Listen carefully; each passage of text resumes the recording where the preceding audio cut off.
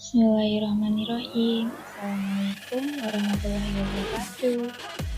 Perkenalkan, nama saya Mei Putuanisi, NIM A210-1872, kelas D Media TK. Pada kesempatan kali ini saya akan sedikit menjelaskan mengenai siklus akuntansi yang merupakan salah satu materi pada mata pelajaran akuntansi dasar kelas 10 semester lanjut.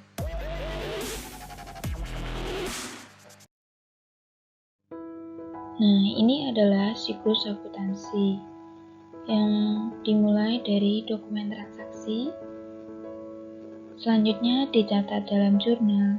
Dalam perusahaan jasa hanya ada jurnal umum, akan tetapi jika dalam perusahaan dagang ada jurnal umum maupun jurnal khusus.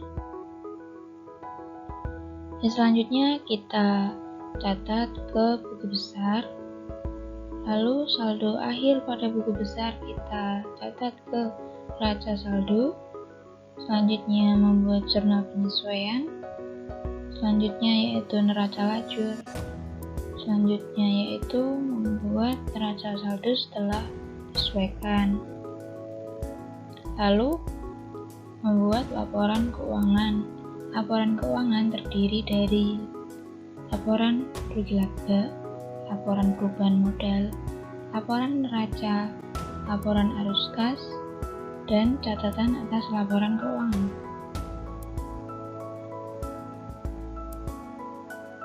Lalu membuat jurnal penutup, selanjutnya neraca saldo setelah penutupan. Lalu dapat kita lanjutkan membuat jurnal pembalik di awal bulan berikutnya. Jurnal pembalik bersifat opsional atau tidak wajib. Jadi siklus akuntansi itu dokumen transaksi, jurnal besar, sampai neraca saldo setelah penutupan. Apa sih pengertian siklus akuntansi? Siklus akuntansi adalah sebuah proses penyusunan suatu laporan keuangan yang harus bisa dipertanggungjawabkan dan diterima secara umum. Mulai dari prinsip-prinsip dan kaidah akuntansi, prosedur, metode, serta teknik yang berada di dalam lingkup akuntansi sepenuhnya dicatat dalam suatu periode tertentu. Umumnya, siklus akuntansi selalu dimulai dari aktivitas transaksi sampai pembuatan laporan keuangan perusahaan. Itu merupakan rangkaian langkah yang dimulai ketika transaksi terjadi dan diakhiri dengan penyertaan dalam laporan keuangan. Catatan akuntansi tambahan mungkin akan digunakan selama siklus akuntansi, seperti buku besar dan neraca saldo. Nah, ini adalah tahapan siklus akuntansi. Yang pertama, dokumen transaksi. Dokumen transaksi adalah dasar data yang digunakan dalam akuntansi. Identifikasi transaksi ini merupakan langkah awal yang harus kita lakukan, yaitu untuk mencari tahu transaksi apa saja yang telah berlangsung selama periode tersebut. Bukti transaksi sendiri itu terdiri dari seperangkat dokumen yang berisikan rincian transaksi keuangan. Yang selanjutnya yaitu jurnal. Jurnal merupakan langkah selanjutnya atau langkah kedua yang memiliki definisi pemindahan buku transaksi akuntansi dari jurnal, baik jurnal umum maupun jurnal khusus. Jurnal adalah sebuah aktivitas meringkas dan mencatat transaksi perusahaan berdasarkan dokumen dasar dalam buku jurnal. Yang ketiga yaitu buku besar. Buku besar merupakan kumpulan akun-akun yang disusun sedemikian rupa sehingga mudah ditemukan saat diperlukan. Buku besar ada dua bentuk, yaitu bentuk scoundrel dan bentuk staffel. Buku besar memiliki 4 fungsi. Yang pertama, untuk meringkas data transaksi yang telah dicatat. 2. Wadah untuk menggolongkan akun. 3.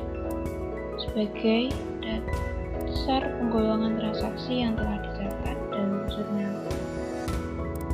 Yang keempat, yaitu sebagai dasar dan sumber informasi untuk menyusun laporan keuangan.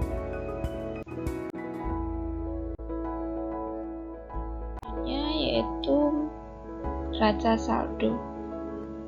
Raca saldo merupakan daftar dari semua saldo akhir yang terdapat dalam buku besar dalam perusahaan. Biasanya raca saldo dibuat untuk mengetahui sisi debit dan kredit apakah balance atau tidak yang telah kita catat di buku besar. Yang kelima, jurnal penyesuaian. Jurnal penyesuaian merupakan ayat jurnal yang dibuat untuk menyesuaikan saldo akun, raca saldo ke saldo yang sebenarnya sampai dengan akhir akuntansi. Secara umum ada beberapa hal yang merupakan ayat atau transaksi yang harus dibuat jurnal penyesuaian. Yang pertama yaitu koreksi kesalahan penjurnalan. Yang kedua, penyusutan aset tetap. Penyusutan aset tetap di sini seperti misalkan komputer, gedung. Karena dalam periode aktiva tetap fungsinya semakin berkurang. Misalkan komputer hanya memiliki umur ekonomi selama 4 tahun. Dari tahun ke tahun mengalami penyusutan fungsi, sehingga perlu disusutkan. Yang ketiga yaitu penyesuaian sewa dibayar di muka. Misalkan contohnya saat kita membayar kos biasanya dibayar pada awal tahun. Nah, misalkan kita mulai kos pada bulan Oktober, lalu pada bulan Desember dibuat jurnal penyesuaian. Nah, yang sudah menjadi beban yaitu 3 bulan dari Oktober, November, dan Desember dengan akun beban sewa. Lalu sisanya masih dengan nama akun sewa dibayar di muka. Jadi sisanya itu masih dengan sewa dibayar di muka yang sudah kita pakai atau sudah terjadi, itu merupakan beban sewa. Selanjutnya yaitu perlengkapan. Tentu perlengkapan mengalami perubahan. Misalkan sekitar pertengahan Desember, perlengkapan memiliki nilai 100.000, lalu pada akhir periode perlengkapan menjadi 50.000, sehingga yang 50.000 merupakan beban perlengkapan dan yang 50.000 lagi masih merupakan perlengkapan. Yang selanjutnya yaitu pendapatan diterima di muka, seperti uang muka dan lain-lain.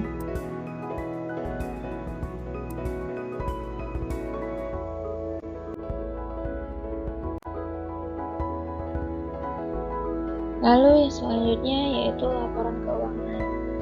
Ada 5 laporan keuangan.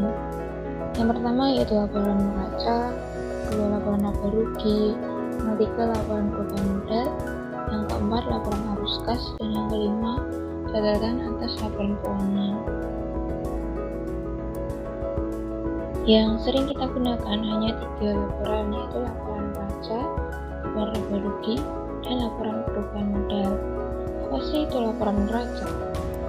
Laporan neraca merupakan laporan yang berisikan posisi keuangan perusahaan yang meliputi aset, utang, serta modal pada periode akuntansi tertentu. Yang kedua yaitu laporan laba rugi, merupakan sebuah laporan yang menyajikan perhitungan atas seluruh pendapatan dan biaya perusahaan mulai dari pendapatan yang diperoleh hingga pengeluaran yang dilakukan untuk memperoleh pendapatan tersebut. Yang ketiga yaitu laporan perubahan modal. Sesuai dengan namanya, laporan perubahan modal merupakan laporan menyajikan perubahan posisi modal perusahaan. Yang keempat, laporan arus kas. Laporan arus kas menyajikan aliran dana kas masuk dan keluar yang dilakukan oleh perusahaan, baik itu dari aktivitas investasi, operasional, maupun pendanaan yang terjadi dalam satu periode akuntansi tertentu.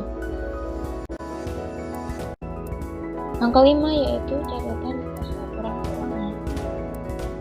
Ini merupakan laporan tambahan yang berisikan informasi rinci mengenai suatu tahun tertentu. Tahap selanjutnya yaitu jurnal penutup.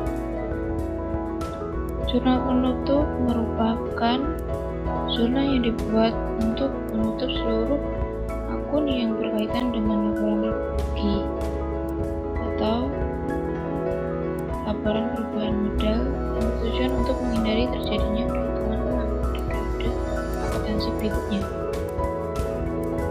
Setelah jurnal penutup dibuat neraca saldo setelah penutupan yang bertujuan untuk melihat apakah antara akun telah memberikan hasil yang sesuai atau tidak, agar selanjutnya bisa dijadikan sebagai untuk memulai kegiatan akuntansi pada periode baru. Yang terakhir yaitu jurnal kembali. Seperti yang dijelaskan di awal, jurnal kembali bersifat opsional atau tidak harus dibuat.